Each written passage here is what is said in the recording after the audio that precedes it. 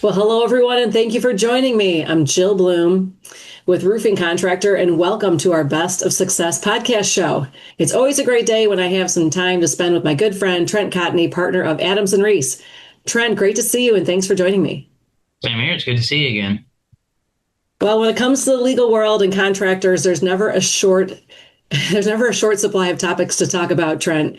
And today's a good one because we were just talking about community opposition and how that affects different types of projects. What does everybody need to know? Yeah, so community opposition, it's become a larger risk for construction projects, especially infrastructure, data center, that type of thing. I see it with multifamily developments, I see it in manufacturing plants.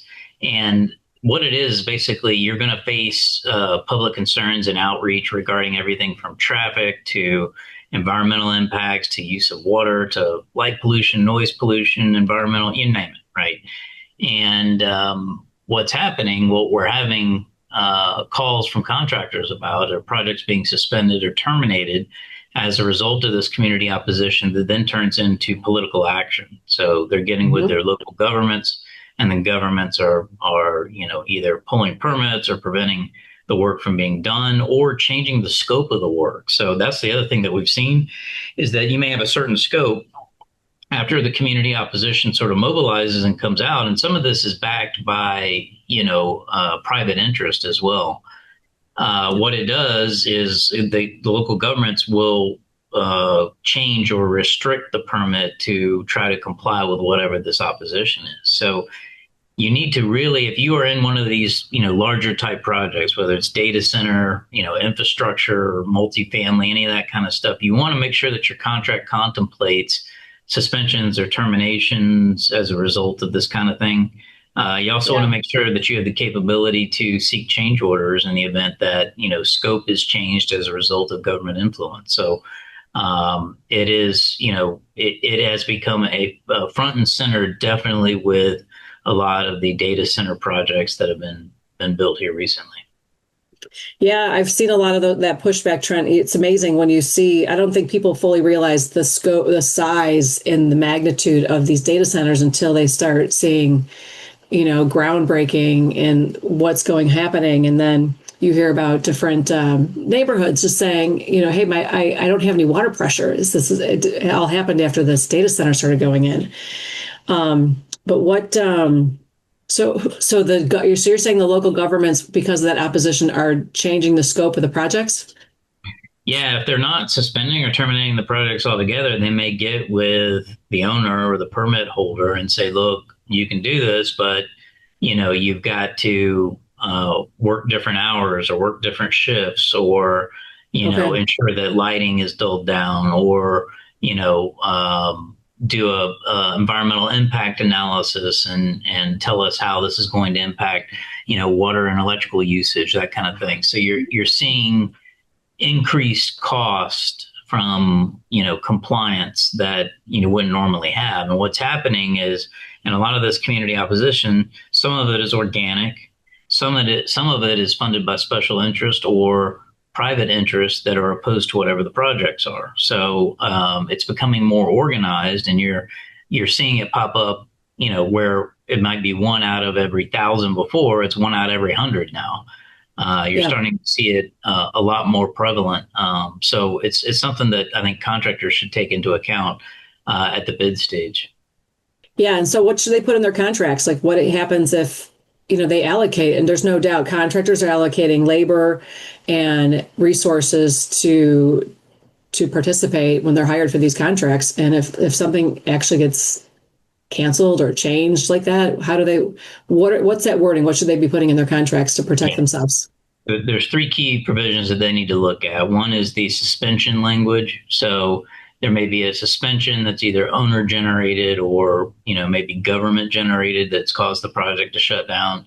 And you want to make sure that you have the capability to recover costs, both for demobilization and remobilization, and any costs associated with that. The second provision you really need to look at is the termination provision. So the termination for convenience provision, may give the owner the ability to terminate the project at any time for any reason. If that happens, you want to know what is your recourse.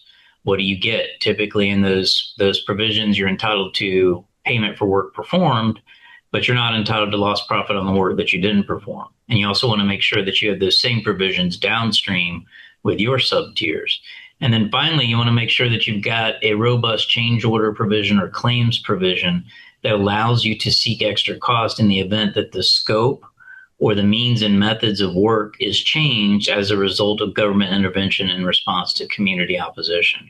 All of those are absolutely critical. And typically in larger, construction projects, there's some mechanism to handle these types of things. But my suggestion is you really put a pencil to it and make sure that you're paying attention to it, especially on what I consider higher risk projects, which are data centers, anything that could potentially have environmental impacts. You definitely want to watch out for it because it's more likely to happen. Yes, great advice, Trent, as always. And the other thing that we were talking about is it was really more about daily reports, and just you've always said to everybody that's listening, everybody knows this by now if they listen to your podcast on a regular basis, that the best paper trail always wins, especially when it comes to legal action. Let's talk about daily reports and what should they know if they're not doing this, and how should they handle that? Yeah, so daily reports often become a critical piece of evidence when a dispute arises on a project. And for our listeners, daily reports, you primarily see them on commercial jobs or maybe very large residential jobs. And what it is, it's a report that's provided by the contractor upstream to the owner or the owner's rep, or if they're a subcontractor to the general contractor.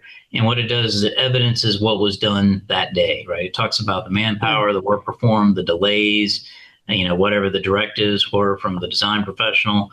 And one of the things I started thinking about is creating a presumption that what you put on that daily report is accurate. So what I would like to see contractually is I would like to see something that says that after you tender a daily report to the owner's representative, for example, they've got 5 business days to dispute anything that's in there. If they don't, then it's deemed accurate. Okay. And that's going to be useful because a daily report creates a current real world understanding of what the project conditions are then, not a retroactive, everything is hindsight, after the fact. So what I want to do is I want to create that presumption, and I want to make it a lot easier to potentially resolve disputes because you've got documentation that has already been deemed accurate at the onset rather than having to dispute everything at the end.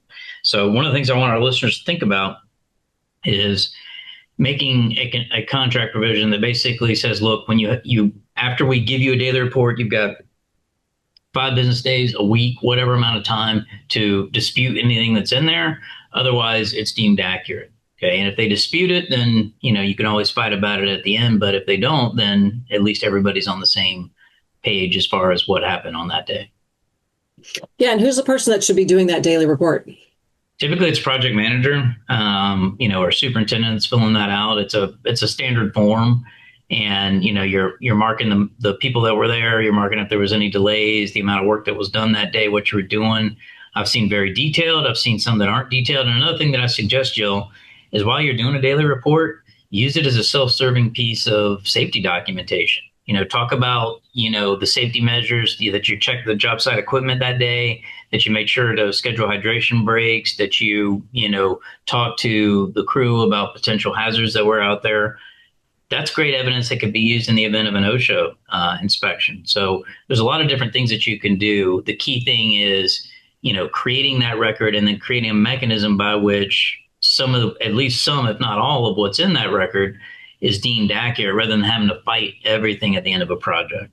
Yeah. Yes. Very, very good advice as always, Trent. So everybody likes to always see where you're going and when they can hear you speak. What's coming up for you for the rest of the year? Where are you going to be at? Oh, Jill. I've got a lot of travel coming up. Pretty much you and I will probably be, high-fiving each other in the airport. I will be teaching a roofing class at Clemson in August. Okay. I've got FRSA board and committee meetings in early September. Obviously, I'll be at Western States.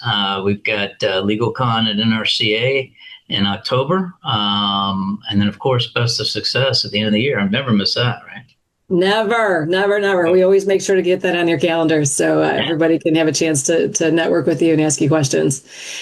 Well, we know that there's going to be a lot coming up. We can't wait to talk to you again so you can share all the nuggets of information that you'll be sharing at your upcoming the associations and trade shows.